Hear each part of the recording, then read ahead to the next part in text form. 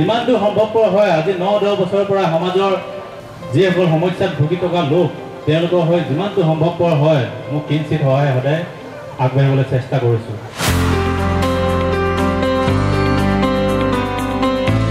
ইয়াৰ আঁৰত মোৰ মই তেতিয়া 3য়-4ৰ্থ শ্ৰেণীৰ ছাত্ৰ আছিলোঁ। মোৰ দেউতাই চিচি বগা ব্লকৰ সৰু চাকৰি এটা কৰিছিলে।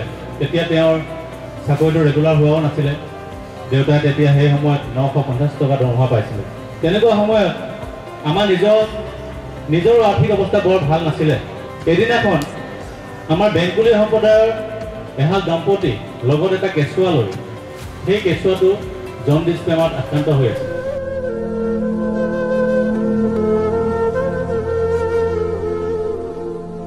যিহেতু দেউতাই ব্লকত চাকৰি কৰিছিলে তেনেহ'লে দেউতাৰ চিনাকি আছিলে।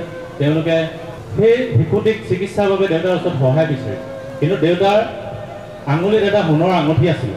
সেই আঙুঠিটো খুলি দি তেওঁলোকক কৈছিলে মোৰ হাতততো পইচা নাই, আপোনালোকৰ সেই চিকিৎসাৰ বাবে মোৰ এটা আঙুঠি আছে, এই আঙুঠিটো আপোনালোকে বিক্ৰী কৰি যি পইচা পাব তাৰ পৰা শিশুটিক চিকিৎসা কৰিব।